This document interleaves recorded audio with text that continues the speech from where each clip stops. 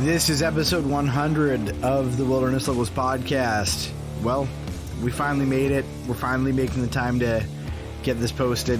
Sorry I delayed so long, but here it is, guys. Thanks for following along and enjoy.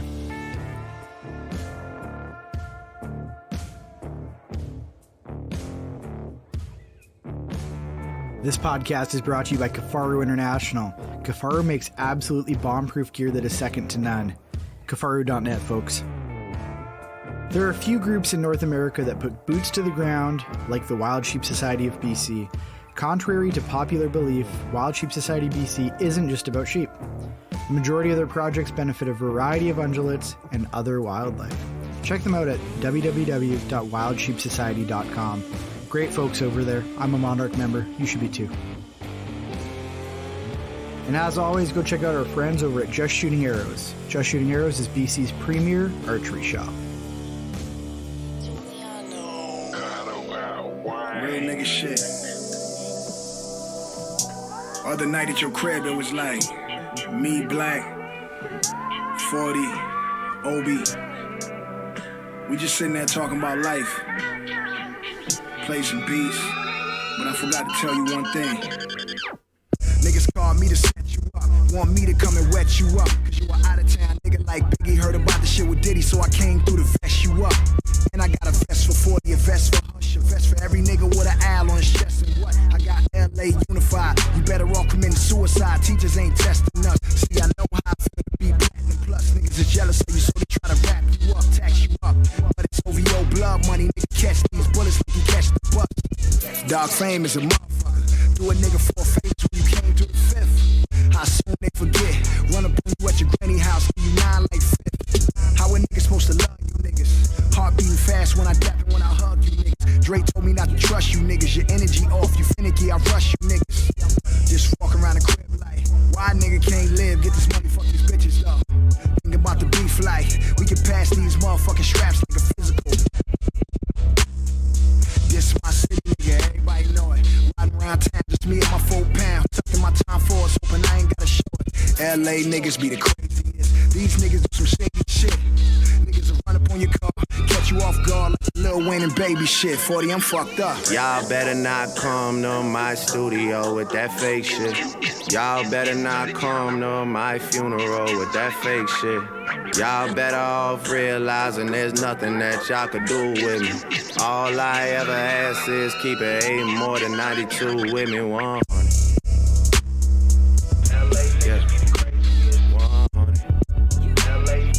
All I ever ask is 100. Yeah. 100. All I ever ask is 100. Thank me later, thanks for nothing, thanks for bluffing. Thank you so much for wearing your true colors to every single fucking function. Had niggas tell me to my face how we were family and how they love me. Why they was skimming off the budget. Now when I see them, they're the ones that's acting funny. People been reaching out to me and I'm on some straight unresponsive shit. I would have so many friends if I didn't have money, respect, and accomplishments. I would have so many friends if I held back the truth and I just gave out compliments. I would have all of your fans if I didn't go poppin', I stayed on some conscious shit. I would have so many more friends if I lost my success and my confidence. I'm in the club every time that they play the competition. If they even play the competition, then I seen the response they get. Yeah, nobody's even hearing it. On top of the pyramid, might go to Jamaica, disappear again. My circle got so smart that it's superior. Saying to myself, y'all better not come to my studio with that fake shit. Y'all better not come to my funeral with that fake shit. Y'all better off realizing there's nothing that y'all could do with me. All I ever ask is keep it 8 more than 92 with me, 100. 100. Woo. All I ever ask. Don't ask about me. 100. It's 100. We at 100. 100. We made it. Oh man, That's funny. Made it. It's a lot of episodes. So we're queued up. G'd up from the feet up.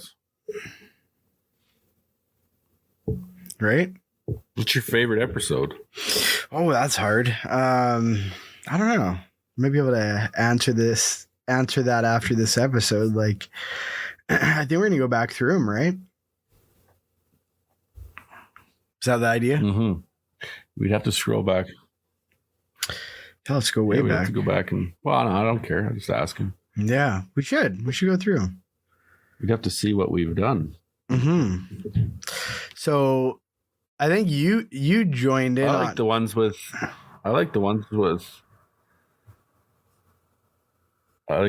Jared Tolkien and them early ones we did. They were fun. Yeah, I think Jared was episode 5. Episode 1 was my buddy I grew up with, Foth. That was episode 1. And then we had old Chad for episode 2. One of our buddies there. And then Waste Dog joined the program, episode 3. We had Hart for episode 4. And then Tolkien, Jared's first podcast ever, episode 5. Mm-hmm. That was a good one. I don't think they've done another podcast since. I don't know how much they like podcasts. Do you blame them? No, I don't blame them at all. And I do a podcast. Exactly. Yeah. Then we had Sky, and then episode 8 was Snyder. The first time we had Snyder on. Yeah. That was a pretty good one. Yeah, it was. Yeah. I mean, I don't know. We don't need to go through all of them. We can just kind of. I'm looking through the list here. Yeah. Trevor Thompson, that was a really good one. Hunter Conservationist was a good one. Bill from Iron Will, that was a wicked one, eh?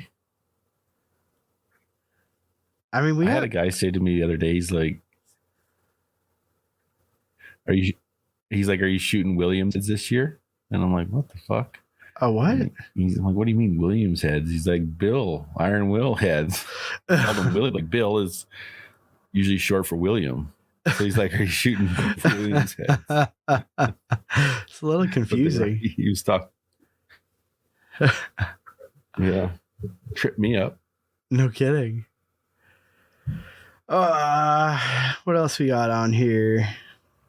Blood Origins, when we had Robbie on, that was a good one.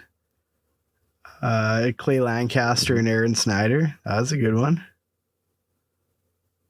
Then Jim Shockey was another good one. Yeah, man, we've had a lot of good guests. Yeah, we've had a lot of really good guests. It's amazing that like Jim Shockey would want to do it, you know. It's like, because I can't see him being the podcasting type. I think he was like cutting his lawn while he was doing it.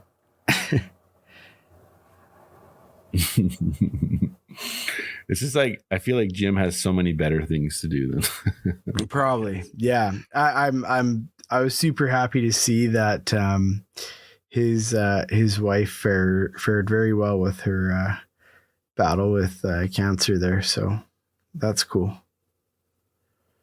Oh, that's good. That's good news. Yeah. I saw it. I hadn't talked to him. I just saw on social media, and you know, that's all we can hope for, right? Yep. Mm-hmm. Yeah, no, we've had so many good ones. Who's man. after Jim? Oh, I gotta go back a page here. Davey from Swazi, awesome guest. We had Ronnie on. Ronnie's wicked. I'm just kind of skipping. He's a cool dude, eh? Ronnie? Like the coolest dude that. No, yeah, well, Ronnie, but I was Swazi Davey. Yeah. Swazi. Yeah, so cool. Such a cool company too. Such cool like ethics and how they do everything, just about everything in house, eh? Yeah. Yeah. I don't own any of their gear, but I've heard some guys in Alberta talk about it. It's really good. They use it sheep hunting. Yeah. I mean, I wear the tops all the time, like even casually. They're just super comfy, good units there. Yeah, no, they're wicked. Yeah. Then we did you get this call-in thing figured out? Yeah. Yeah. Is this, so how does that work? You got a text? I just said I said just text the number, that way you can kind of get in the queue here, because like once there's somebody on, you're not gonna be able to call through, right? It'll just ring busy. So yeah, I just have them text. Did you drop the number already? Yeah, I put it in our story on the Instagram. There's a little bit of a lag here between us. Oh, really? I'm trying not to cut you off. That's okay.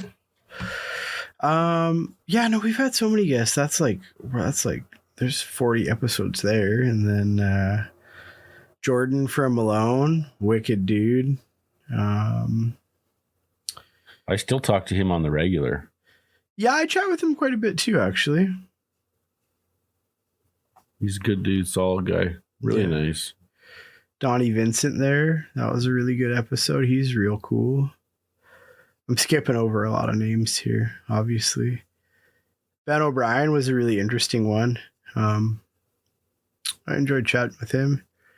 It's cool talking to those folks, you know? Old Pap Wink there. Who else we got here? Yeah, no, we've had some big boys on here for sure. Oh yeah. So you don't know a favorite episode then, or? I'm looking through this. You know, I don't know. I think my favorite one might have been Backstrap Boys episode 1. Episode 84. That was a good one. Cam Haynes was a really... What were we talking about? Oh, dude, I don't know. There's probably everything. Is that where we were talking about the IG names or whatever? It might have been. Yeah, I think you're right. I think it was.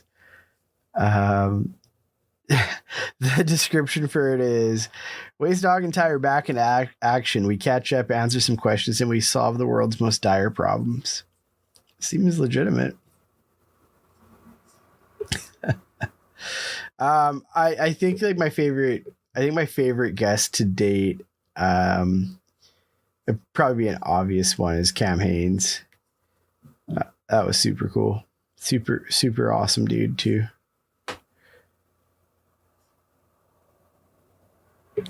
I liked my favorite is probably Tyler Friel. First time, maybe the second time, I can't remember. I recorded with him once after, I think. I'm actually gonna get on with him again. Me and Tyler just click really good. We think alike. Yeah, you had him on. We had him on episode 76 and then episode 87.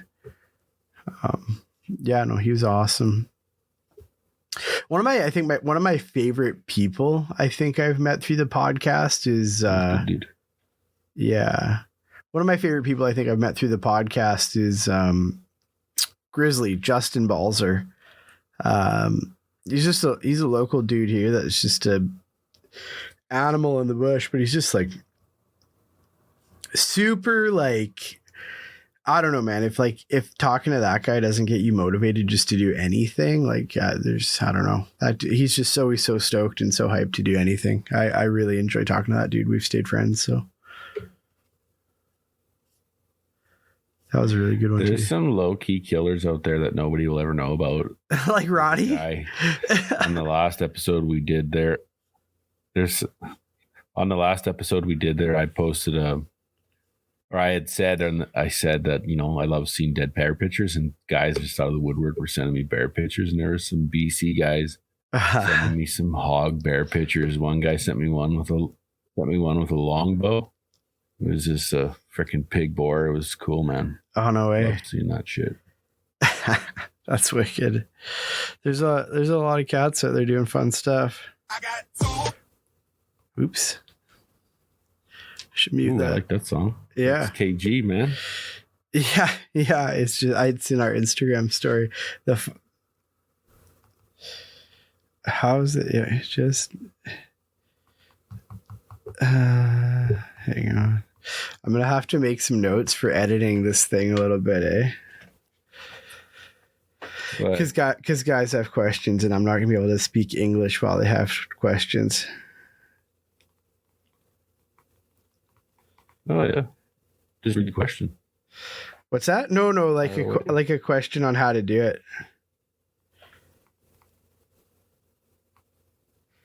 Oh, I see. They're trying to get in. Mm-hmm. Yeah. No, somebody just asked me. They're like, "How do I do it?" We just. This lag is going to drive me fucking nuts. There's like a 10-second lag between when I talk and I hear you. Okay. Do you wanna bail off here and come back on? No, it's good. I'll just have to be careful when I talk is all. Are you sure? Because we could try. No, I just my internet, man. It's just shit. It's all right. Let's keep going. We're good. Okay. I'd leave this in too. What?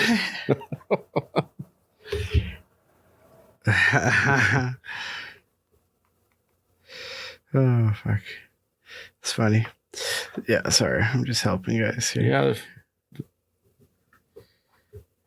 Right. Yeah, I liked Tyler Friel was a good one. And I also liked geez, what the heck? Can't remember his name now. Damn. But yeah, there's lots of good ones. And I mean, I think some of our earlier ones, I think it's hard to learn how to talk on a mic too. I struggled with that a lot. I still kind of struggle with it a bit. You don't struggle that much. You do them without me now, even. Yeah, but it's such a mind fuck when you start, right? Because you're trying to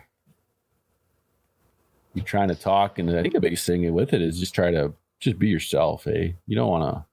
As soon as you hit record, you don't want to try and turn on something you're not, you know? Yeah. I could see that. I think a lot of guys that do these things try to, like, I don't know, be a personality maybe or something. I don't know.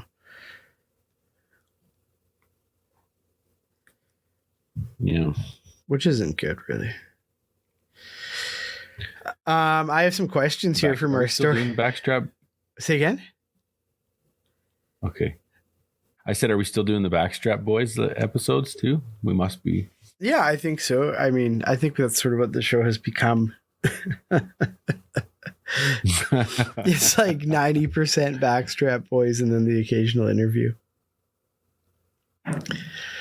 You want me to hit these questions that I have so far? Yeah, give her. Okay. I'm gonna jump around here. Favorite backcountry / post-kill whiskey. Oh, this is right up my alley. Depends if you're just gonna drink it out of the bottle, because I'll drink if we're sitting around the animal, carry a little flask of little bottles of Fireball.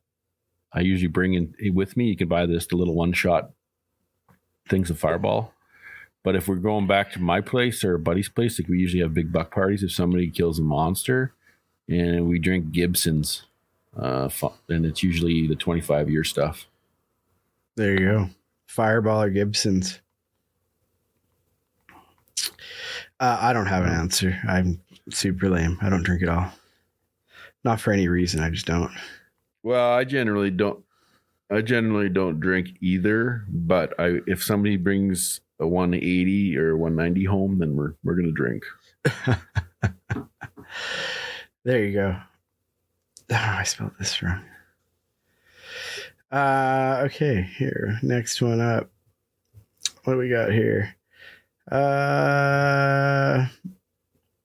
Waste dog is the shit. That is all. Well, it's not wrong. Thank you. It's not wrong. Or it smells like shit or something. Yeah, probably. Yeah. Why does Ty keep pussying back to wheels? Ha ha ha. Do I keep pussying back to wheels? I don't know. It's like a thing, right? Like if you don't fully commit to a trad bow, you know what I mean? But it's like, a good example there was I was doing that interview with St. Lawrence Strings the other day, and Mindy, she's a trad bow hunter. And she's new to it, but she hunts with the compound. She's just not 100% confident. So I think it's just every person is individually different, you know? Yeah. I don't think I've committed to a bow in general is part of it. I don't really feel like I'm gonna limit myself to one weapon ever. Like I'm probably always going to be jumping between different bows and rifles and stuff like that. So yeah, I mean, like I do really enjoy the stick bow. I don't know if I hunted with a compound last year at all. Did I? I don't think I did. I don't think I carried. I don't know. I also. Go ahead, Wace. Yeah, so I don't know if like if I were you, then this is me, but like if I were you and I was going to southern Alberta to hunt 180-inch mule deer, and I know you and you love hunting muleys. I personally could give a fuck if I ever killed another mule deer in my life. I would not bring a stick bow if I were you. I'd bring your compound, and I would try and kill 180-inch deer with that, because that's where I'm at, honestly. Like with that hunt, I'll probably screw on a sever and some tiny ass vanes to buck the wind a bit, and be launching bombs out of a compound, like with a roving sight. And then like back at home here, like, I mean, Wacy, you've seen lots of photos of kind of like my home stomping grounds where I'm chasing those big blacktails, right? That country kind of lends itself to the stick bow anyways. Like I don't really feel handicapped going to it. It's sort of like, I think a lot of guys, when they talk about compound versus stick bow, they're talking, 40, 50, 60 yard shots. And like a lot of the archery opportunities that I get here are sub 40 anyway. So it's like, I don't know, for me, I can get off 2 or 3 arrows out of a stick bow accurately much faster than I can 2 or 3 out of a compound. So I don't know. It's like a different thing there. It's, I don't know. I don't really sweat it. I kind of just pick up whatever I'm feeling confident with that day. But yeah, I don't think last year I hunted with the compound at all.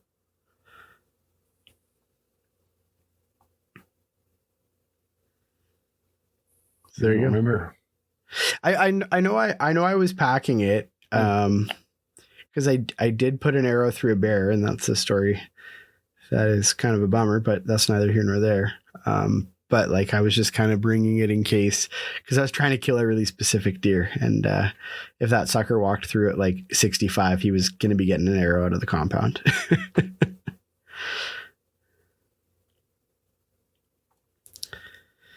People don't understand something about stick bows. The problem with it is it's a pain in the motherfucking ass. You got to practice about 10 times harder than any other weapon. And not only that, for me, and an average working class blue collar guy, where you're limited on days that you can hunt in a year. Like we got to work jobs full time, so we only get to hunt. Pretty much we're just glorified weekend warriors.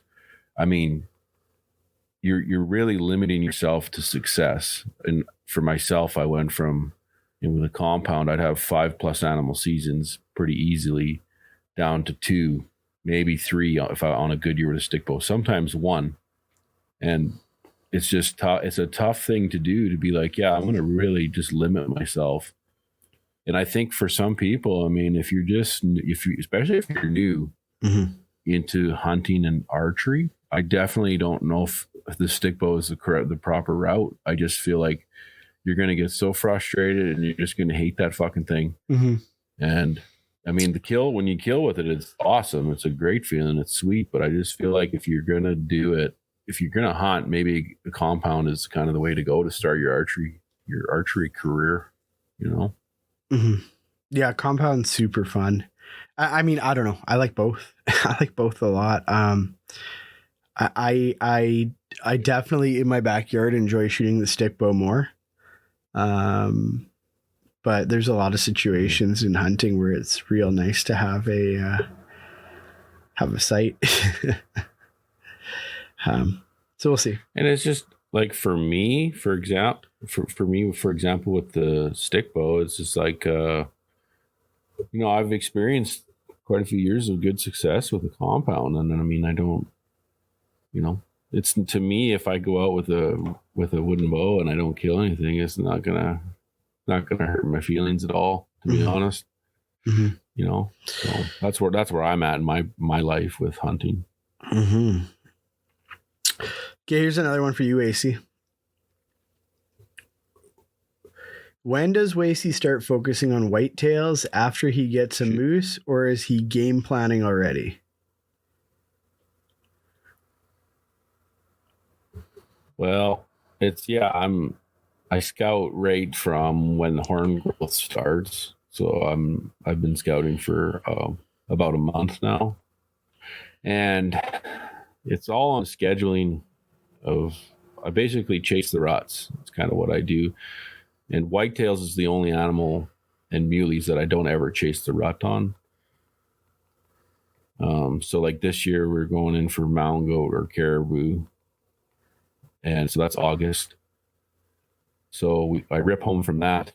And then that's the beginning of September. So if I'm lucky there, I'll have a little time to do some early season whitetail. And if I get one there, that would be great. If not, I just bounce right into moose rut. I'll be starting around September 25th to the beginning of October, and middle of September elk rut.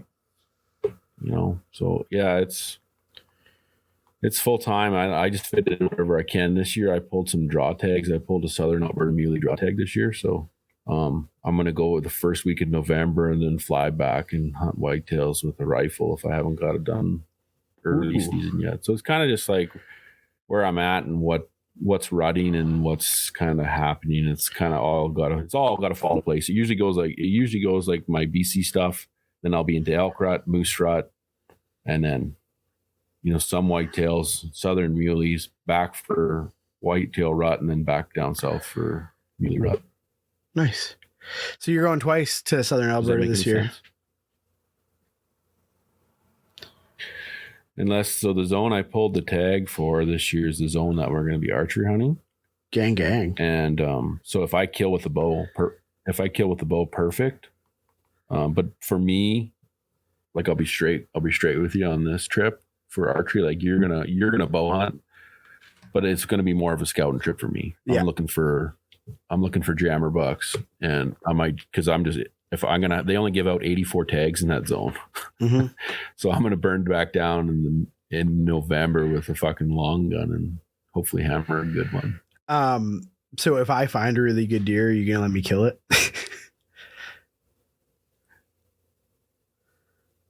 Oh, fuck yeah. I was just kidding. Kill all the ones. Kill all of them. Okay, here's a question in my department for sure. Watch for hunting, Garmin Instinct or Apple Watch? You got an opinion, Wasey, or no?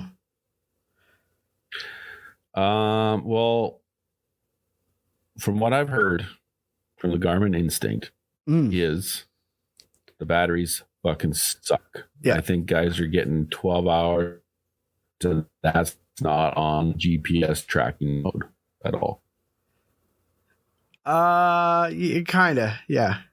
I'm actually shocked that you knew that. You're not a technology guy. A little bit. Honestly, so I've been having this conversation with Tyler lately. Is that like I've been like, hey man, I need to get enough GPS. I left the batteries in my GPS and it fucking corroded and ate the terminals off inside. And so I basically just tossed it in the garbage. It's fucked. And so I said to Ty, I'm like, oh, I'm gonna get a new GPS. He's like, no, don't even worry. Just use your phone. It's got more jam than a GPS will ever have. So Yeah, that's where I'm at. I'm using my phone, I guess. there you go. To answer this guy's question, Garmin Instinct versus Apple Watch. I've owned both, and they kind of do the same thing, but not really. So the Garmin watch does better tracking. It has an altimeter in it. It works really well offline. Wasey was talking about battery life, and what Wasey said is totally true for the non-solar version. If you're going to buy an Instinct, buy the solar version. They just actually came out with a new version. So when you fire up the GPS on a Garmin Instinct, the battery life is reduced by like 95%. But if you're on standby, not on GPS, the watch will last weeks. And I mean, it's cool. It depends what you're using it for. Like I use mine as altimeter, heart rate, time. The compass in it's pretty good. You can do a little bit of tracking. You can set it up to do notifications directly from an InReach if you're running a Garmin InReach, or if you're running a Zoleo, you set it up from your phone to do your notifications from your Zoleo. And like, quite honestly, that's sort of the extent of how I use my Instinct. It's a great tool for time and a compass and a little bit of navigating. I don't use the GPS functions out of it because the battery life goes to crap. Looking back at the Apple stuff, very similar in terms of battery life when using it for actual navigation work. But I mean, that device just doesn't work as good offline. However, I mean, the notifications and stuff are great. The compass isn't terrific. Yeah, no, I would go Garmin Instinct for sure. I think I've ran that for 2.5 or 3 years now, and it's a really good watch. There you go. I got a tech question. Hit me. Can you text Zoleo to Zoleo? Apparently you can. Yeah. Okay. I was under the impression that you could not text Zoleo to Zoleo. I think you can't text Zoleo to InReach. However, somebody told me recently that there's some workaround for it that I've never looked up. But Zoleo to Zoleo you can for sure. I've actually done it now that I think about it. Okay. Mm-hmm. Okay. Okay. I'm using this year's Zoleo. So yeah, they're rad. I really like mine. That's like one of my favorite pieces of kit for sure. What else we got on here? This dude, is it best to get the mid to top tier equipment and slowly build your kit, or affordably and faster? Let it rip, Wace. So what I do, I'm just a normal guy with 4 kids and a wife who likes to spend gross amounts of money on building gardens and shit. Tell us how you really feel. I pick my fucking battles, and I basically every year I try to upgrade one piece. I run the worst binoculars ever made for 10 years. Because there was more important things to upgrade, like my camo and boots and bows and shit like that. So you just got to pick it. Like year before, I upgraded to a Swarovski spotter. That's huge for me. Like that'll be the only one I ever own in my entire life. And I feel like it's just a time thing, unless you got a lot of money. And I just try to pick one thing a year. Like say I need new binos or I need a new spotter, and just save the money and try and buy that one thing, the top of the line you can, the best you can. Nice. I like it. Does that answer it? I think so.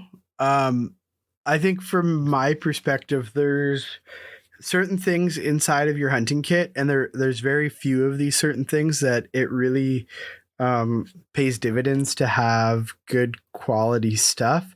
There's a lot of places you can get away with absolute bare bones kind of gear, or like maybe you get something that's inexpensive and there's more of a weight penalty. But like in terms of stuff that is like absolute most important, like if you're hunting big open country, like, you know, Western spot and stock hunting, your optics are going to be paramount, right? So if your option is to spend, you know, $2,500 on super high end rain gear or spend $2,500 on optics, I would probably go get the $200 super heavy rain gear that'll get you through the rain and you might get a little bit wet, and spend the big money on the optics. You know what I mean? That's a thing I should have prefaced too. It depends where you're hunting and what you're doing, right? Like just like you said, what do you need? Yeah. And what's the most important to your kit on what you need? But like, you know, a little thing I have too, I wanted to say, where a lot of guys get caught up in the frickin' whirlpool of bullshit, is don't just keep buying. Like, just don't go year after year after year buying like $300 binos or $400 binos. Yeah. You're just gonna, like, I'm just using binos as an example. Like, you're just wasting money. Just if you can only afford a $200 or $300 pair of binos, buy those binos, use those binos. They're fine. They're going to get you by. And then just work on saving your money. Save that. If you were going to buy another pair in a couple of years, just save that money. Keep saving, and try and buy some high end glass. I mean, I fell victim to that too. I went years, man. I bought Bushnells and Vortex and all this shit, and I could have bought 2 pair of freaking Swaros by the time I got done with that, you know? Yeah, totally. I think like location's super important, you know, like, if you live down here on the coast where I am and you're not leaving this area, you're not going to do any big country hunting. Like, I mean, you don't even really need binoculars here. Very rarely leave your harness. For most stuff. I mean, I use them to look into cover and stuff like that, but outside of that, I don't know. It's one of those things. Yeah. So it just depends. There's places where you need to spend money. There's places you can get away with, kind of running whatever. Right.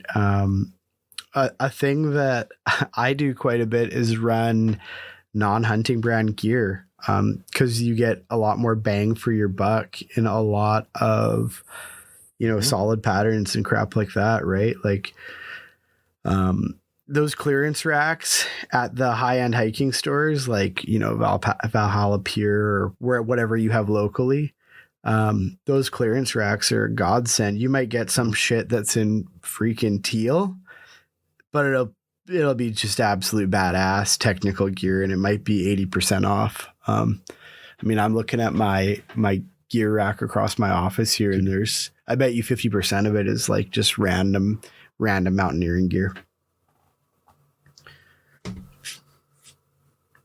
You should see my shit. It's like a piece together from pieces of things, you know, like I still use a puffy coat my wife bought me at Costco for $80. That's in my kit. It's in a little stuff sack, and I put that thing on under my freaking camo in the cold weather. Yeah. So, you know.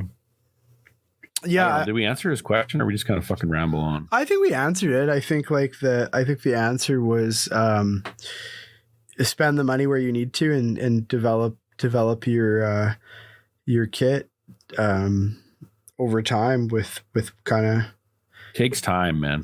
No, it takes time too. And the thing that you'll find is a lot of pieces you'll buy and then take out and replace them with something that maybe replaces 2 pieces, right? Like your system will evolve. Like me and Wasey have been talking about packing for this caribou hunt, and like I think both of us are down at 40 pounds with food, right?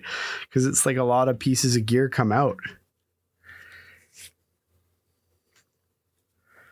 Yeah, like like when my wife is upstairs watching TV and the kids are in bed and she's watching some show I don't want to watch, I come downstairs, man. I like go through my bag and I weigh gear and I go through things. I funnel through everything, dude. Like if I can cut ounces off, I cut it like, everywhere I can, and just kind of always. It just seems like a never ending thing. You're always kind of just moving shit around, you know. Mm-hmm. Mm-hmm. Okay, cool. Okay, we got Nathan here. Let's holler at Nathan here quick. See how this works. Unmute that. That should work. There we go.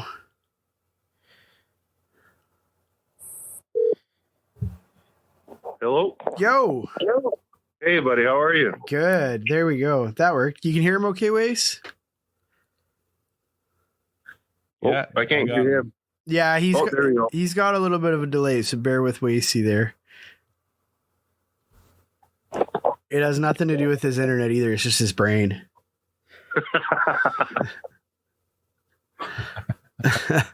So Wasey, this is my buddy Nathan. Nathan's IG handle is Tall Neanderthal, and he works at Borman's Archery in New West here. Super cool dude. Nice to meet you, sir. Well, rad. Congrats on the bear. Thank you very much. It was a hell of a week. Holy crap. Yeah? Yeah. What's the deal? What happened? Well, 11 of us went up to, so I used to work with this guy. His name's Kane Samanik. I used to work with him down here in the Lower Mainland. And his father had been running a bear camp for a few years, but with COVID, he can't really take clients. Well, basically a few years ago, I went up to skin for him and stayed for free and hunted for free. And then last few years, he's like, well, why don't you guys just come up and rent my cabins for a week and you guys can kind of do whatever the hell you want. Ah, rad. Year 4, we brought up, it was 11 of us, and we got 7 bears in 7 days, and we did 3 with bow and arrow. Nice. Yeah, it was a good time. You can't beat that, My kind of party. No, it was good. I mean, we got one kid. Actually, we just hired him at the shop. His name's Atticus. He's 16. He got one with a bow at 25 yards. Lisa Giesbrick, who you're friends with on Facebook. Yeah. We got one. She got one at about 40. And then I took mine literally last day of the last day. Just driving by a gravel pit. My buddy Tyler yells out, hey, stop, there's a big bear in there. And I look back and I'm like, oh shit, you're right. And it was just worked out perfectly. He went 40 yards and piled up. We just put him in the back of the truck. That's awesome. Yeah, it was a great time. You know what I noticed about you, Nathan? Any animal that you're standing beside looks small. Okay, you're like the 18th guy that's mentioned that to me. So the key is, you'll notice in my social media posts, since the last bear I got 2 years ago, I have to have somebody with me. Mm-hmm. Because otherwise it looks like I shot a 4.5-foot bear. Yeah. How tall are you, bro? 6.5 feet. Yeah. And let me tell you, the archery industry hates guys like me. It's hard to find arrows. It's hard to find bows. It just sucks. That's awesome, man. What's your draw length? I'm shooting 32.5. I actually got a custom built PSE Supra 40 that I got PSE to put 70-pound limbs on. So I'm shooting that at 32.5. And I actually just got a Hoyt Highline that just came in 2 days ago. And I got that one set up at 33. So my broadheads like to tickle my knuckles and pull the draw. You got to be shooting like 200 spine arrows. I'm shooting 250s right now. I can get them to tune, but it's not easy. It's a lot of finagling. I was just going to say, tuning must just be an absolute bastard with that draw length. It sucks, especially when you're at the top end of pretty much every cam you shoot. It makes it pretty difficult. But it makes it real easy when I'm dealing with, like, normal people, because It's not that difficult. That's rad. Everyone always talks about being jealous of long, like, oh, I wish I had long draw and I wish I had fucking that kind of power stroke. I'm like, yeah, you like it. It sounds cool, but when you got to tune fucking arrows, it's a fucking pain in the ass. Yeah, try getting a broadhead to fly at 318 feet per second and come back and talk to me. You ever just run less poundage so the arrow's not moving so quick? Actually, I did. 2 years ago, I ran a PSC NXT at 60 pounds, and I ended up building a 565 or 575 grain arrow. Yeah. I was still doing 265 feet per second. I liked it. I mean, it shot well. I mean, I could shoot broadheads out to 80, no problem. And that was actually, the 250 spine arrows were still showing slightly weak. Where I kind of didn't like it was for 3D, because I generally like to run bow. I'll run one bow for my whole season, both hunting and 3D. Yeah. Yeah. And I mean, it's just nice to have the speed. Like, really, it's just nice to have it for 3D. I'm shooting about 600 grains now, 608 or 610. And that's I'm in that sweet zone. I'm about 273 feet per second. You know, I can still run a wider, like I shot my bear with a Simmons Land Shark. So they're like 1 5/8 inches wide, 2-blade. So it's not the most forgiving head I've shot, but it's like, I'm kind of just on the edge of everything. The arrow's a little soft, but works. You know, my broadheads are a little touchy, but I can get them to run, and I'm not so fast that, you know, they take off on me, but I'm still good enough for 3D. So I'm kind of riding the ragged edge here. Yeah. No kidding. Are you still? I'd put your archery setup against any fucking animal shoulder in North America with a fixed blade. Funny you mentioned that. So I took this bear with 63 yards, and I had his legs switched. So he was broadside, and I thought the shoulder he had towards me was in front, and the one he had behind was like in my line of my arrow. So I was like, oh, okay, fine. His legs were the other way around. So I actually hit his leading arm on the way in, and I cut 1/8 of an inch off his bone, and I still ended up getting passed through. So cut the femur plus the 2 ribs on the way in, and still went through. Oh, dude, like, you're shooting the fucking Soul Snatcher 5000s out of that setup. Like, shooting a gun. So pretty hard to beat. My buddy called it, I think he quoted, this was like one of Bomar's videos or whatever, but he comes up to me, he's like, dude, you're shooting like African death darts over here. That's wild. Yeah. You can, like, on a 60 pound bow, bro. It's like you got some serious hitting power. I do. I mean,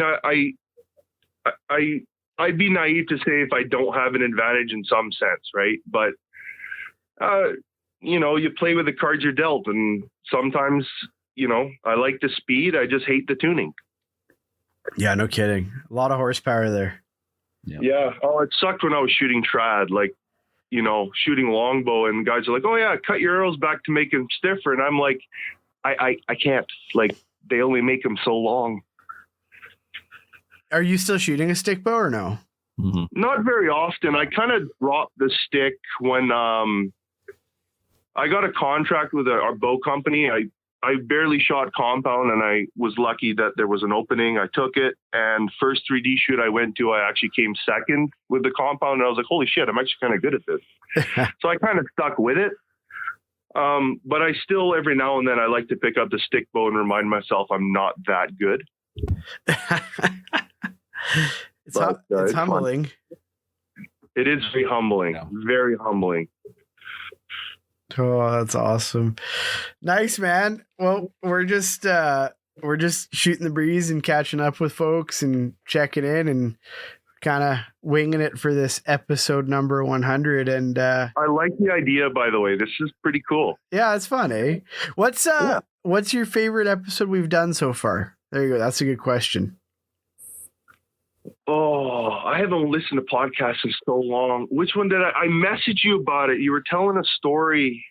I can't remember what it was now. I'd have to go back into the Instagram messages, but You ready? I don't know. I'm not gonna lie to you. I haven't listened to the podcast in about 2 months. Yeah, okay. As soon as spring bear turned the corner, I'm not even shooting target right now.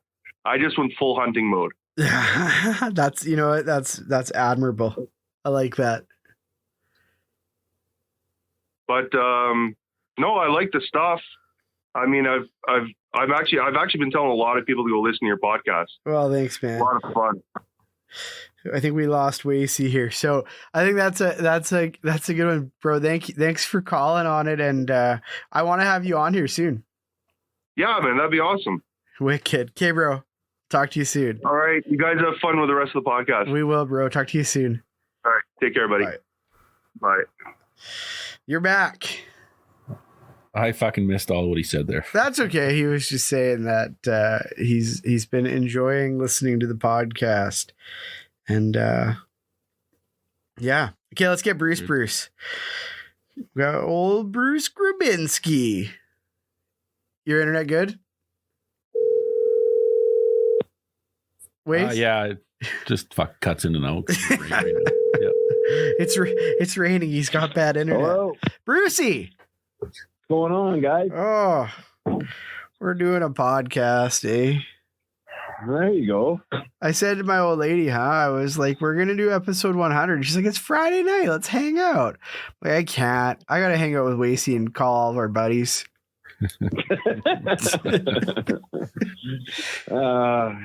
Gotta love marriage after 4 kids in like a few years. Oh, yeah. Well, yeah. My eldest is 5. Well, it should be 6. So we got geez. 4 and 6. There you go. So I just sent Wasey the photo of your caribou so he could shit his pants. Oh yeah. You got that back today or what? I got it back there last weekend. Nice. Yeah, last weekend I got her back, and yeah, brought home the stone sheep and the caribou, and then that picture there, that's my brother. He's like 6'3" and about 280. Yeah. So kind of size reference there. He's decent. He didn't score worth a shit because he's not even by any means whatsoever, but he's decent. What do you think of that caribou, AC? Man, whoever does his skulls does a good job. Yeah, that was Hunter's Union out of Salmon Arm. They're fabulous. Yeah, they do all the beetles, right? Yeah, they do. Yeah, that's cool. Yeah. Tell you what, man, that was actually that was some of the best meat I've actually had off of. I've heard bad things about caribou, but man, it was phenomenal. I put it up there with some of the better moose meat I've had, actually. No way, really? Yeah. Go ahead, Wace. I think that the people that talk about how bad something like this game animal tastes bad or that game animal tastes bad, I don't think they fucking eat much wild meat. I think they eat beef and then they go hunting and If then you're they're like, on oh shit, and you're not, Sorry, go ahead. Well, this tastes like shit. And I don't know though, like I talk to a lot of guys, like a lot of the guys I know shot quite a few caribou in their time, and they always told me, like, you're gonna get them in the velvet, they're way better. And then I have to say, like, I got this guy when he was in velvet, and it was fabulous. Like, it was top notch. Like, I was feeding it to people and they had no idea what the hell they were eating, and then I was telling them and they were just like in shock. So did you strip it in the field then, and how did you get the horn so dark if he was in velvet? We stripped it actually when we got home. Peeled the velvet off, and then Hunter's Union actually they spent quite a bit of time polishing it up and staining the horns. Have you Have you ever seen that spray you can buy? It's called Velvet Lock. It's supposed to be like this little can of spray you can spray on. And it's supposed to keep it. I've never seen that stuff. No. It's that Jeff Brotherton dude, I think, reps it up here, right, Wace? Yeah, I know there's a guy in Alberta that pushes it, and there's a couple guys in BC that were pushing it. I have never heard reviews on it, but like that's always a problem with Velvet, right? Most of the times it's formaldehyde injection, but this Velvet Lock's supposed to fix that, but I don't know. Huh? Yeah, no, like that whole thing, like that whole bringing in formaldehyde and stuff. Like realistically, on a backpack hunt, man, when you're out there, you're not taking that shit. I don't care whoever.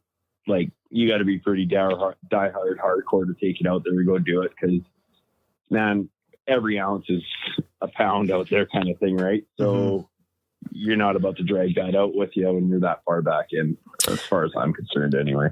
Man, you totally got in Wasey's head last year when we were on the way to the goat hunt. You were talking about the weight of your bag when we were on the phone, and the whole time we're like packing up the mountain, and he was like, "How the fuck is Bruce's bag 40 pounds?" Man, like yeah. Well, it wasn't quite 40 with all of it, but yeah, like I set out last year to like.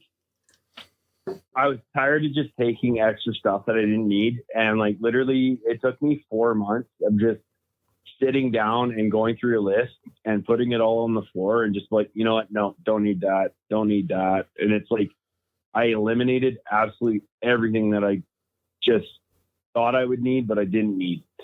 And, yeah, I took like bare essentials, and I had no problem getting by last year whatsoever. I actually came out with some extra food. See,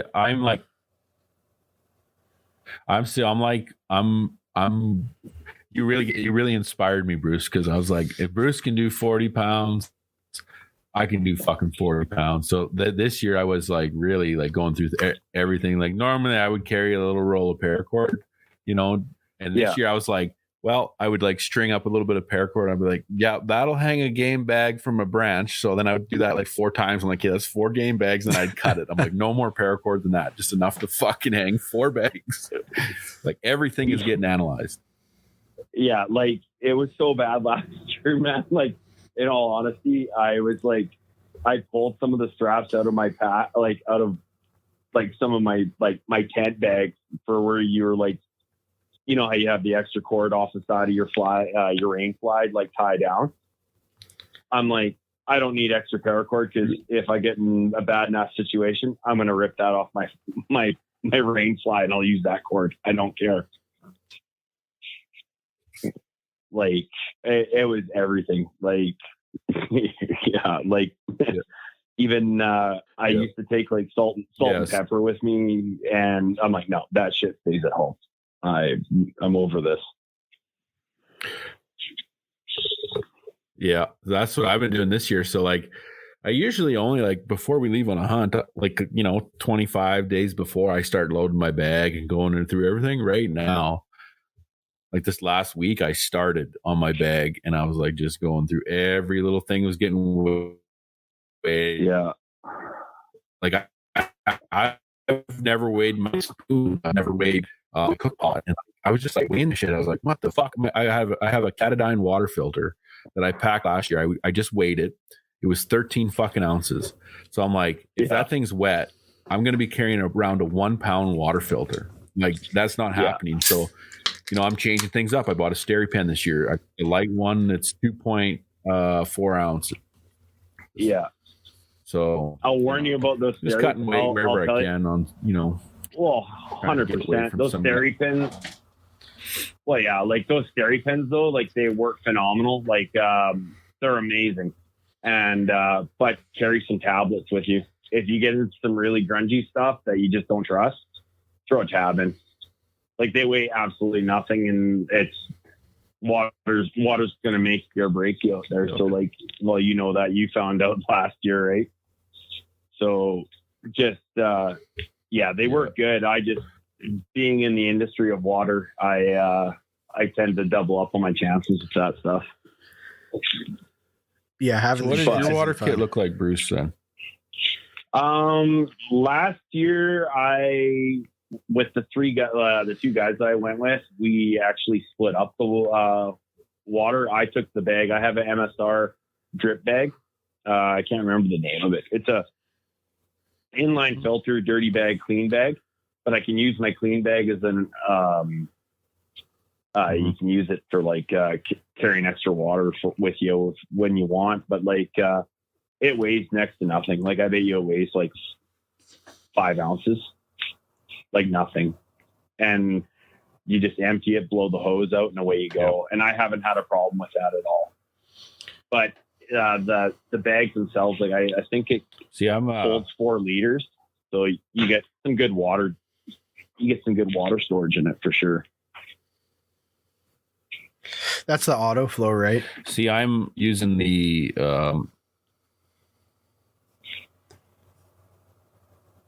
MSR trail shot, and it's 5 ounces. And then I got the ultra light steri pen. It was 2.5 or whatever. So I think with my water kit, I'm going to be like 7.5 ounces, which is, I think it's good for that. That is really decent. Yeah. Biggest thing for like your weight, like your sleeping bag, like I spent a pile of money on like my rigging last year too. Like I bought a new sleeping bag, I bought a new air mattress, and you know, the tent and whatnot. Like I always run MSR tents. I'm a firm believer in them, but last year I went to the Hubba Hubba and I shaved some weight off on my sleeping bag. I run a down sleeping bag. It's tight. Like I'm a big dude like you, Waste. It's a tight bag, and it is not the most comfortable thing in there, but it's warm and it's got that quick dry gown in it. So if it does get wet, you're not going to freeze to death. But I cut down a pile of weight on that. But like where I found last year, I saved the most weight was in my food prep. Like when I started packing my food, I started really watching the stuff that I was taking. Like I stopped taking, you know, like some heavier stuff, like the bigger chunks of pepperoni and stuff like that. Like I normally used to throw like pepperoni and cheese and all that stuff in there. And then I was running like 1.5 pounds to 2 pounds a day kind of thing for food weight. And I cut that down, and I got it down to like a pound, just over a pound kind of thing, just by going a different, you know, more protein powders and, you know, relying on drier granola instead of, you know, wet granola bars, I found was huge. Like, instead of doing the Cliff bars, I did dry ones, and I saved a pile of weight off that. If you can, you know, So bear chewing down oats. My first load up on my bag this year, I just went through everything loaded up with food and everything. Like I just set a goal. I'm like, I want to be like 38 pounds. Like I just set like I knew I know I'm never going to be under 40, but I was like, I want to be 38 pounds. And what did I tell you, Ty? I came in like 43 pounds. Yeah, I thought you said 42. With my gun. So I was like, that's damn decent. That's really good. Yeah. I mean, I think like I was listening to the Mindful Hunter the other day there, Jay, and he was talking about his sheep bag, and he said this year he was 98 pounds. And I was just like, man, I just don't think I could ever, for one, I don't think I could carry that. And for two, I was like, man, if you kill something, like what are you going to do? Right. Like, I don't know. Well, like, dude, last year we came out, we weighed my pack when we got out, and with the antlers on the boo and loaded up with meat, I was 100 and it was just over 155 pounds. And I carried him out of the backcountry, dude. Like that was the hardest thing I've ever physically done in my entire life. And I've done some pretty crazy stuff. And it rained nonstop, and the trail coming out that we hit was like underwater. So you're dragging water and skag and dragging that pack through. Like it was insane. It damn near killed me coming out. And if my pack wasn't the shape it was in, and I shouldn't say the shape, wasn't the weight it was on day 9 of that hunt. I was probably down with loaded pack, probably down around 30, 32 pounds kind of thing without the meat and stuff in it. There's no way. You're not taking a 70-pound pack with all that boo out of there. You're leaving meat in the backcountry. I don't care what anybody says. Or you're doing multiple trips, right? Yeah, you either are leaving all your gear and burning your tent and fucking hiking out with the caribou. I've heard guys do that on sheep hunts, man. Just burn camp and run, head for the float plane. So. I had a buddy that did. I had a buddy do that one time. He killed a ram, and he's like, he had a fucking tent and all this shit, and he's like, he didn't want to make two. He must have been real deep, and he's like, I didn't want to make 2 trips for that sheep, so he fucking burned it all, burned everything he had, buried it, 100%. Loaded up all the whole ram one trip, fucking went out. Yeah, I was lucky. The 2 guys I was with, Dave and Dan, they're both elite backcountry guys. Well, Dave would climb Everest with no problem, not even break wind going over. Dan's like me, built like a freaking freight train, but he can make it out. But if it wasn't having those guys with us, there would have either been meat waste, or I would have had the most excruciating next 2 days of my life going back to get the rest of it, because we were back deep. We were too far out almost, and it was an excruciating, we got him at the end of the day, and, after a 21-kilometer hike, you were played out, and then you shoot this thing, and you got to deal with it. So you're not back to camp till, 11 o'clock at night, and you're just played right out. And the next day you've got to get out of the backcountry with this thing, start heading down. Right. And, you're wore out. It was insane. Yep. And big booze, man, there's a lot of meat on them. So yeah. So what did you guys come out? Do you remember what the weight of the deboned meat on that was roughly? Yeah, I think it was around 279-ish, 278 or something like that. Mm-hmm. It was a lot. There was a lot of weight. You got to have about 3 guys on a caribou. Oh, yeah. Split that up, 3-4 guys would be in. Yeah. Yeah, it was when we came out, it was insane. It was all of us were just beat and tore up and blisters and whatnot. But a 4th guy, we were supposed to have a 4th guy with us, but he bailed right at the last minute on us because he had some other issues going on. But having a 4th guy there, taking him out that far back would have been a blessing. We could have cut a bunch of weight just with him, right? So, but yeah, definitely if you're walking any length to kill a caribou, you need multiple guys. Or don't shoot them so far from the float plane or wherever you're getting. So that means I'm picking you up on the way through, eh? Yeah. I told you already. I've been there, got the T-shirt twice. I don't want it again. I know. I was like, Wacy was like, "Oh, we should invite Bruce." I was like, "Yeah, he's thinking about it." I don't think he's actually thinking about it, but he's thinking about it. You know what? I actually am. I've been running it down. I've been making some calls and finding out about the area that you guys are going into. Yeah. And we'll talk at a later date. But yeah, no, I'm still not. I'm not saying no yet. There you go.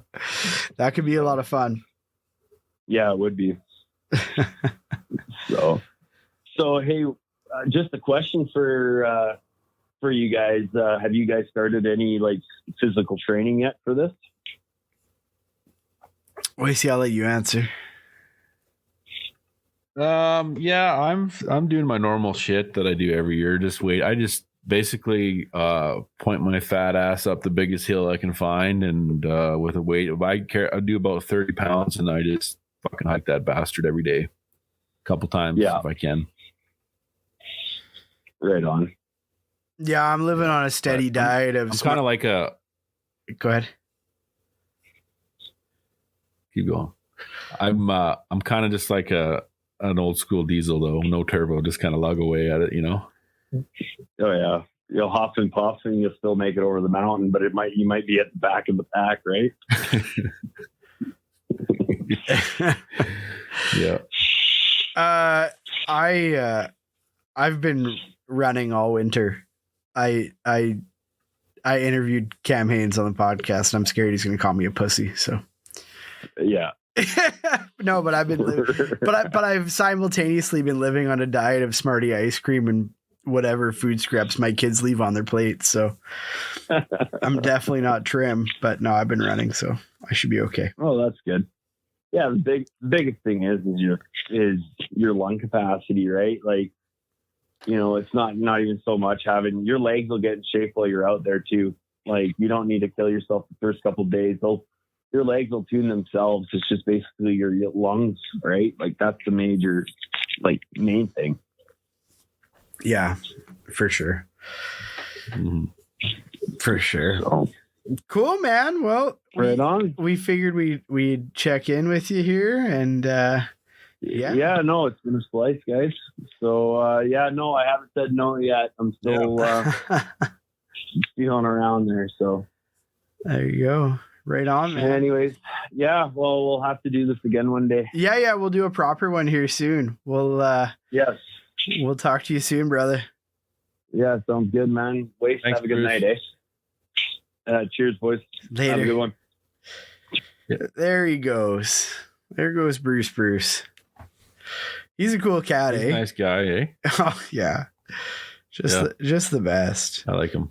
The people we've met through the podcast are just fantastic. You know.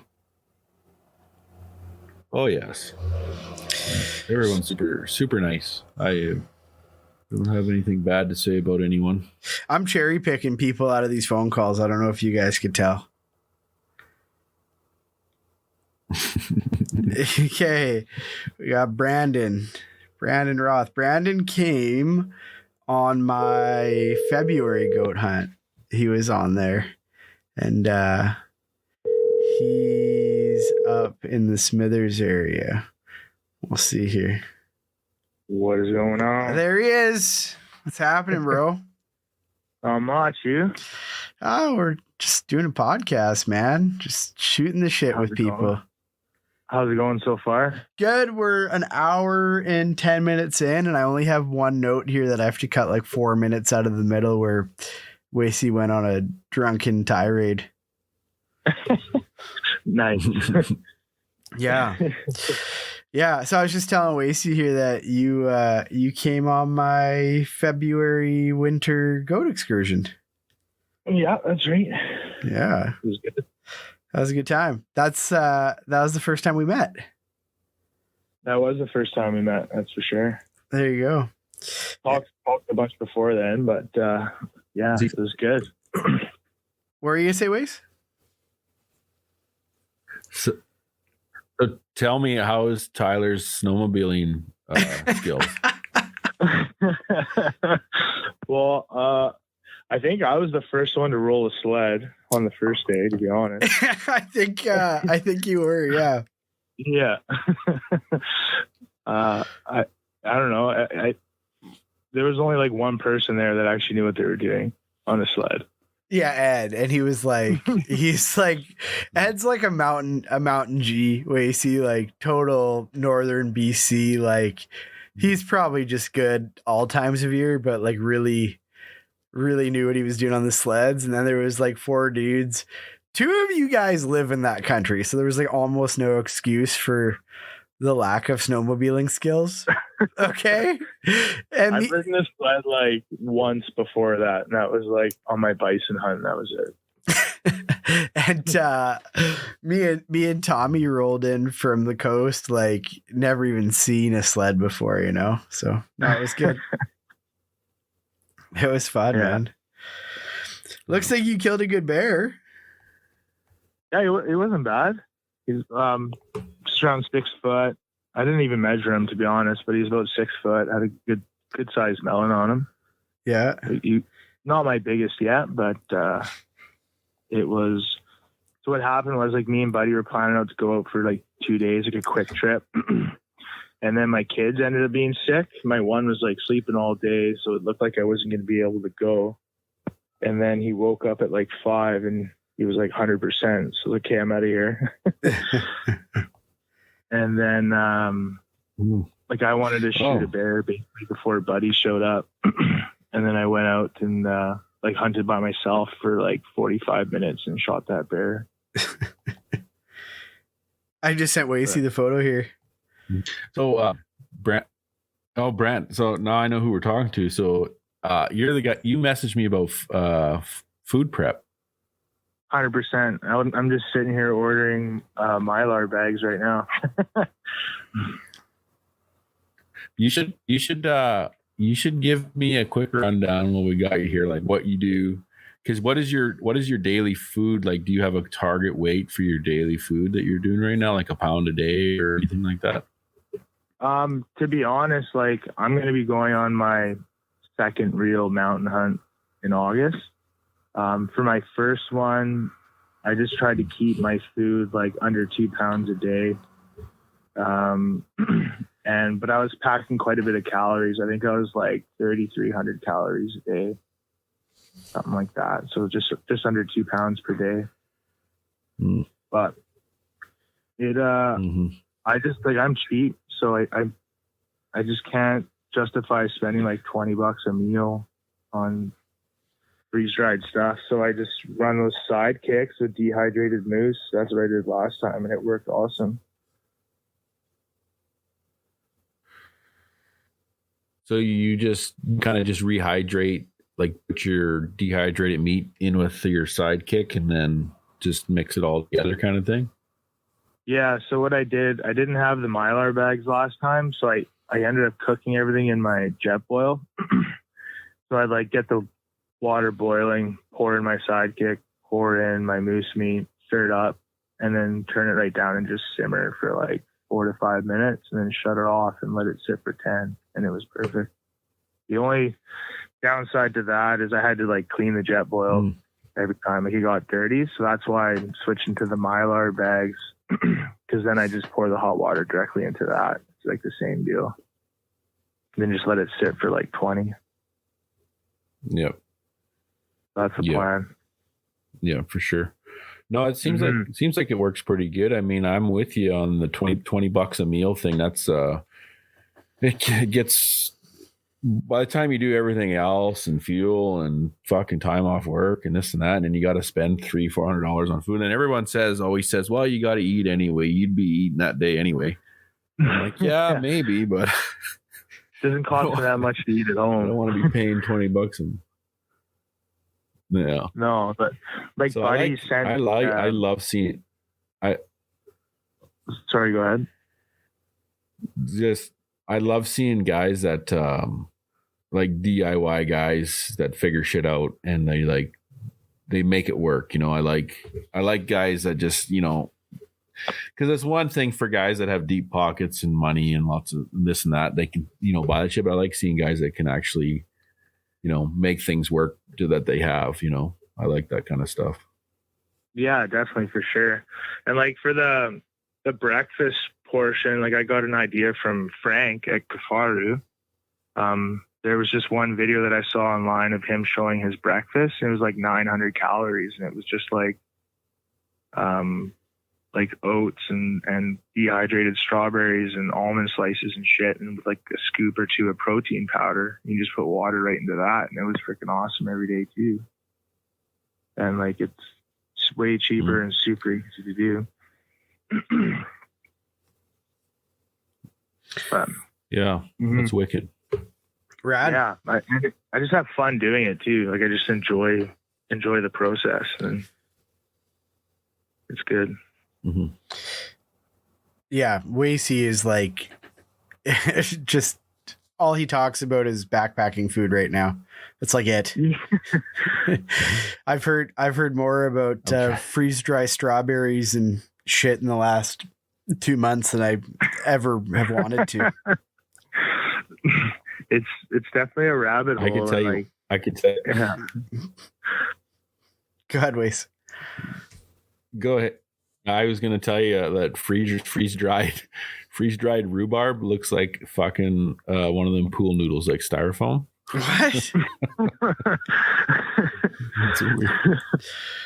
That's hilarious. Have you got her dialed in yet, Wace? Like, you know what you're doing? No idea what I'm doing. No. That's okay. I think I'm going to stick to Mr. Noodle and just suffering. No, Yeah. not a chance. You guys aren't into it? No. I don't think I really ate on our goat hunt that we were on, Brandon. No, like me and Anthony were talking about that too the other day, and it was like we just ate granola bars all fucking day until we got home, and then we actually ate something real, Yeah. like an actual meal. Just suffered. We weren't like hiking like crazy or nothing. No. Couple days, so like it was just easy to just sit and Chill. bullshit. Yeah. For sure. Cool. What do you have planned this year? You're going on some cool hunts this year, hey? One for sure so far. Basically like everyone else, just waiting for stupid LEHs to come out now. Yeah. But for sure going in August for goat. Not doing a fly-in or nothing. Just driving up. Nice. And buddy's coming from Alberta. I think we're doing about 10 days there, 9 or 10 days. Wicked. Super jacked for that. He's never even seen a mountain goat before. So we're going to try and get him his first one, and hopefully I can be there while it happens. It would be sweet. I haven't shot one myself. I just want to freaking touch one. I don't care who shoots it. That's wicked. Mm-hmm. Well, you live in the right country for that, anyways. It was pretty cool. Sure. Pretty cool being up there with you guys. That was fun. Yeah, and then we'll see what Anthony gets. Like if here I pull LEHs that are near to us, like we're gonna be able to go out like 3-4 day weekend kind of thing, and be able to go out. So after that trip with Nathan, I'm sure I'll be going on a lot more goat trips after that if they're nice and close to home. And then LEH, if we get our moose draw, I'm not sure. If not, we're talking about maybe going back to Haida again if we don't draw a moose tag, but we'll see. That could be deadly. Yeah, it's good. Yeah. Rad. Mm-hmm. Right on, man. Cool. Well, we wanted to check in with you there and say hi and all that kind of stuff. So yeah, there you go. Nice. Yeah, that's about it, man. I think I'm going to try and catch up with you on the fishing portion and go out this weekend. Yeah. Get after it, man. Yeah. How's the fishing up there? I've never even thought about it, to be honest. Well, it depends what you want to fish for. Like salmon and stuff's good in Kitimat. I think they're going to close down the Skeena for salmon there, but I do a lot of lake fishing, just like for trout and stuff like that. Just same stuff I'm doing. Yeah, rainbows and stuff like that. There's a couple good lakes where you can get some char, like the lake trout. They get pretty big. Rad. There's one lake that we hit up. It's a little ways away, but you're getting double headers all day. It's pretty sweet, but they're anywhere from like 7 to 14 pounds. Woo. I'm going to have to get a pin from you for next time I'm up there. Yeah. Yeah. It's a good spot. I like it. Yeah, no kidding, man. Right on, brother. We'll let you run here. Yeah, sounds good. Cool, man.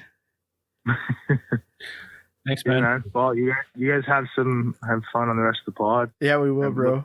Look forward to listening to it. Right on. We'll talk to you soon. Okay, man. Later. Bye. There he goes. Awesome dude, too, eh? Good.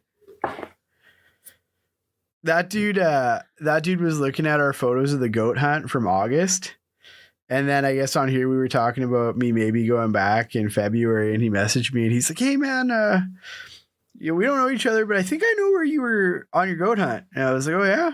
He's like, "Yeah." And I started talking with him and he's like, I was like, "Oh yeah, that's where it is." He's like, "Oh, cool. I live in the area." And then like he was like, "You want help scouting and stuff?" I'm like, "Dude, do I ever?" So he was like driving up to the goat spot and like freaking getting glass on goats and stuff. So like when we went back there in February, we were like We were on goats in an hour, you know, like we knew exactly where they were. It was rad.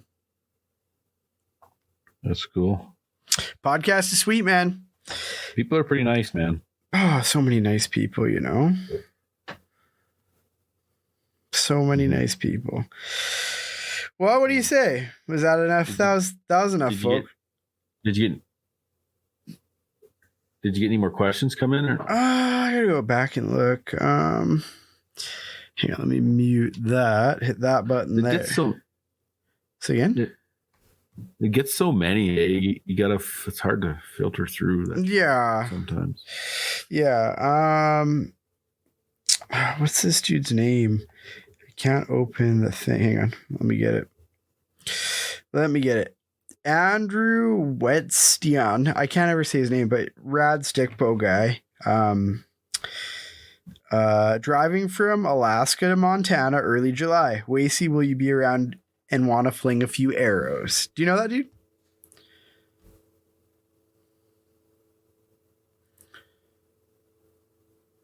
Did I lose you? Oh, I'm here. Sorry. I probably I don't know if I remember. I probably talked to him, but I don't remember who he is. But I'll if he's coming through, tell him to just message. Yeah, we'll see if I'm around. Me and the boys here, we got an archery range about like 10 minutes from our house. Yeah, and we usually meet up. There's 2 other stickbow buddies, so we'll have to set it up if you come through. Yeah, man, for sure. There you go. Early July. What else? Yeah, the rest watch me spine test some arrows into some poplars. Yeah, watch you hit high and spine foam deer too. No? Yeah. Oh man, I can't wait to go shoot a 3D. I'm Jones, and I think I'm gonna shoot my whip at the next 3D. I think. I don't know for sure. I would. Well, tomorrow's Father's Day. What do you say? Yeah. Yep. You gonna pin it or what? Yeah. You gonna send a stripper over to your dad's house or something? He's got one there already, the old dog. Oh no. He's out of control. Yeah, I think that's... My old man's an animal, man. Is he? I love all the photos, the old school photos and stuff you sent me of him. He's wicked. Yeah. You gotta hide a mic on you and go just sit down with him and chat for an hour and record it. Like wear a wire, you know? Yeah. I could ask him if he'd want to talk about some old hunt shit, see what he'd say. Do you think he would? He might. I don't know. The man, to be honest with you, the man terrifies me. Why? Well, I don't know. He's a hard ass, right? You don't he's just one of them guys that you just don't talk dumb shit to him. You know what I mean? Like, it's like, if I go sit down and talk to him, like, it's like I'm fucking talking to a lawyer, you know, like it's pretty all business, you know? Oh, that's awesome. So like, I can't be like, yo dad, hey, what's up with this fucking hunting story? Like, this doesn't really work like that with him. No. So like, you know how like you got a really good relationship with your dad or whatever? Yeah. Yeah. You guys are buddies? Yeah. Oh yeah. We're very like we're like an ABC sitcom family, you know, or like high-fiving and shit. Yeah, my dad's not like that.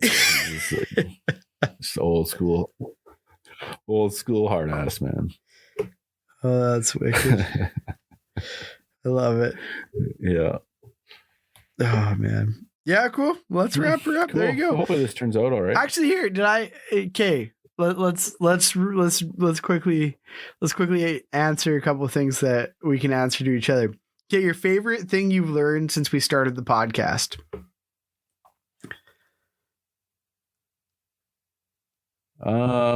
Favorite thing I've learned, I don't know. Probably that I don't know, heavy packs suck. I feel like that's obvious, Wasey. That's just what's in my head right now. Mm-hmm. Yeah. Yeah, I don't know. What about you? I think in terms of hunting, I think one of the main things that I've learned is it's way too easy to tell somebody too much about one of your spots by accident. You know, like when you're buddy with somebody, you just can overshare, and you gotta leave the cards a little bit closer to your chest. You know. Mm-hmm. Oh yeah, that's a lesson I learned really hard over the years too. I've been spot burned. Oh yeah, by people, and it's I'm very like aware of my pictures. Yeah, like I'm very aware of backgrounds in my pictures and shit. Like I don't. Yeah, and then the other thing that I've learned, I think, on a personal level from this podcast is there is an absolute ton of good people in the world, and you know, it's easy to feel pessimistic about society. But this thing it definitely makes me feel like there's a lot of good people out there, and it's cool to share stories and, you know, and stuff like that. Not to say that we haven't met cocksuckers because of this podcast, because we have, but for the most part, everybody's been awesome. Oh, dude, like I think everyone's been super, super awesome, man. Yeah. I don't really have anything bad to say about it. I think everyone's pretty darn nice, and it's been really fun. And this is the podcast for me. I remember when I started with you, I was like, you know, I don't know if I said to my wife, I don't know if that's for me, because I'm not a guy that is very good with speaking. Right, I always struggle getting my words across. Right? I don't talk good. So, I'm not a very fluent speaker. So, but this thing here, by doing this podcast, has actually helped me quite a bit in different ways. And so it's been good for me, man. And meeting lots of people, you know, so it's been good. Yeah. I think I like, I've said this a million times on the podcast, and I think like, just cause this is sort of we're passionate about hunting, and we're, you know, passionate about having relationships with people that are, you know, meaningful and enrich everyone's lives. And it's not bullshit. Like we don't have any weird motivation. I think that's why this thing is, fun and successful, and we continue to do it. Right.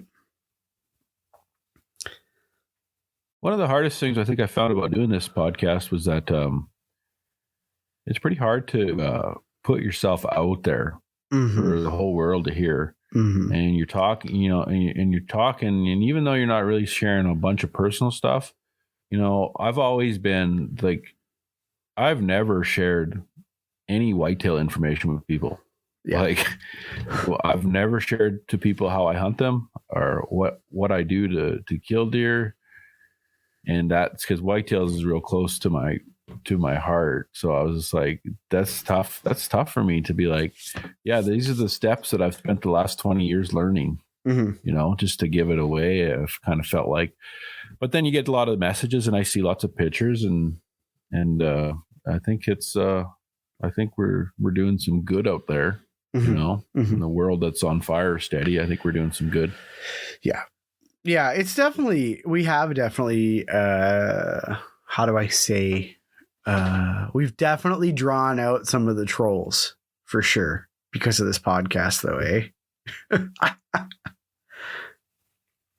Yeah, but I think this falls into line of just putting yourself out there. You know, yeah, for sure. Either people are gonna like you, or they're not gonna fucking like you. And I mean, I can't make someone like me. You know, if somebody turns on this podcast and says that guy's a fucking idiot, I mean, I can't help that, right? This is kind of what it is. It's like one guy left a comment, and he said that I was a wannabe Aaron Snyder. Yeah. You know, like, so shit like that, you know, you gotta, this is just the way it is. That's when you put yourself out there for everyone to make judgments. It's kind of a tough space, but I think it's worth it in the end. Yeah, I think you just have to go full go full Joe Rogan and just don't read the comments or listen to what anyone says and just do whatever you're doing for your own reasons, right? Yeah, for sure. Mm-hmm. I agree. And I mean, I like shit talking, so it's pretty fun. Yeah, absolutely. Absolutely. What about since we started the podcast, your favorite piece of gear that you've got or added?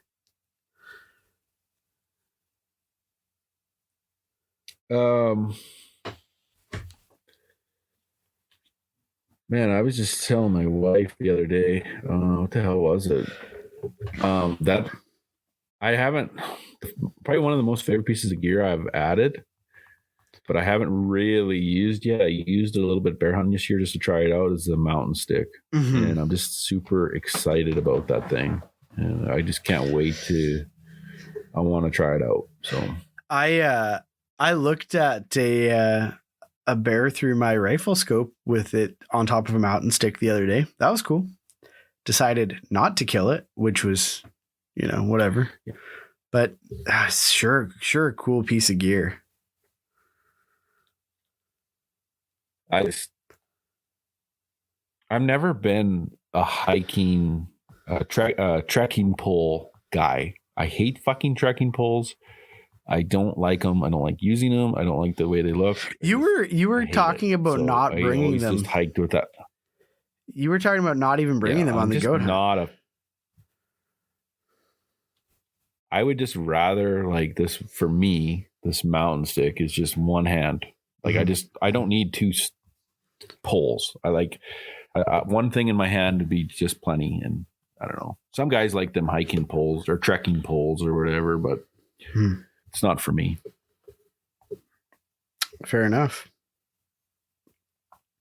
I don't know. Yeah. I don't know if I have a favorite piece of gear since starting the podcast. Maybe just I don't know. I think my favorite piece of gear is honestly like that Sitka dew point jacket. It's just like always with me, and I use it all the time. Like I even use it fishing. It's nice to be dry. Yeah. Mm-hmm. Fucking gears came such a long ways too. Like it's so light and it's so durable. Mm-hmm. It's like, and even food, dude, like to carry around 10 days of food on your back, like to do that 15, 20 years ago is very hard. So like things have come a long ways, Mm-hmm. Absolutely. Super spoiled. Okay, anything else? You got anything else to add before we cap this thing off? Episode 100 done and done. No, I'm good, man. I just wanted to say thanks to everybody that's listened. I remember when I jumped on this with Tyler at episode 3, and we did a few episodes and fumbled and bumbled my ass through it. And I said to Tyler, I'm like, I don't think anybody's gonna fucking listen to this.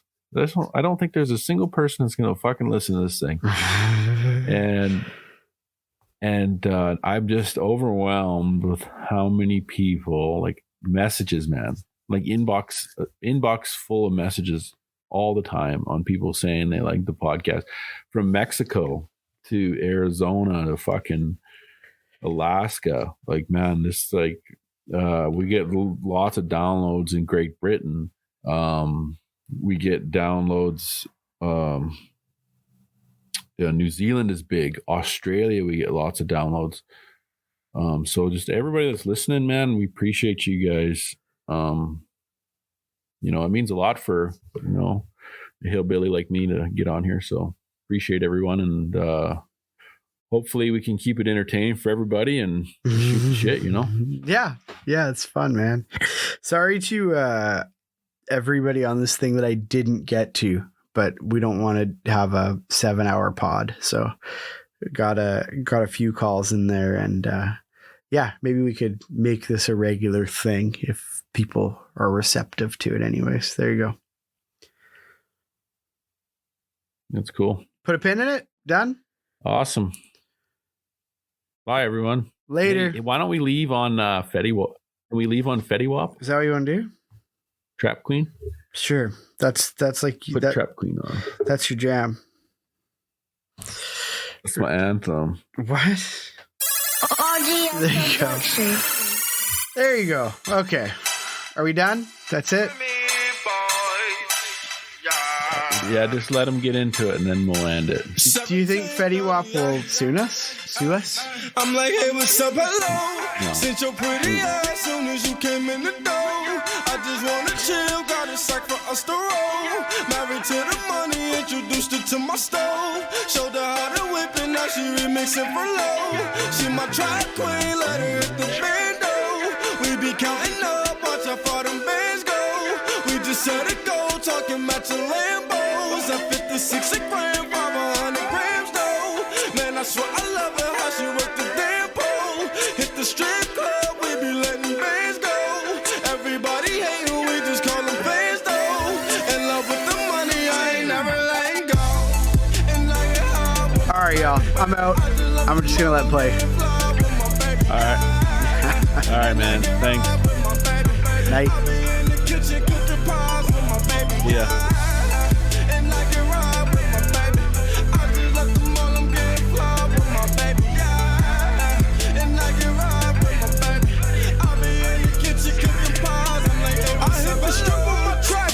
Cause all we know is biz, I just might snatch a Ferrari.